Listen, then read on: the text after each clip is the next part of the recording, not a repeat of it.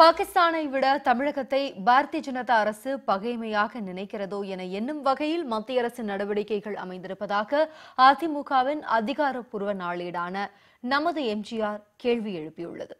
நய வஞ்சகத்தின் படு உச்சம், நடுவண் அரசின் பாரபட்சம் என்ற தலைப்பில் நமது எம்ஜிஆர் பத்திரிகையில் வெளியாகியுள்ள கட்டுரையில் தமிழகத்துக்கு வறட்சி நிவாரணமாக 39,000 கோடி ரூபாய் கோரப்பட்ட நிலையில் மத்திய அரசு தமிழகத்துக்கு 1,750 கோடி ரூபாய் மட்டுமே ஒதுக்கியுள்ளது குறிப்பிடப்பட்டுள்ளது.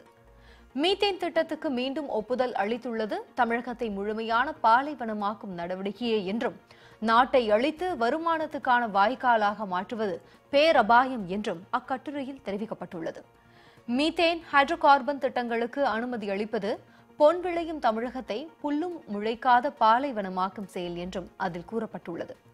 அனைத்து பிரச்சினைகளிலும் பாரபட்சத்தின் நடுநாயகமாக மத்திய அரசு செயல்படுவது ஒற்றுமையையும் ஒருமைப்பாட்டையும் நேசிக்கும் தமிழகத்தை மாற்றி யோசிக்க வைக்கும் தவறான காரியம் என்றும் நமது எம்ஜிஆரில் வெளியாகியுள்ள கட்டுரையில் தெரிவிக்கப்பட்டுள்ளது.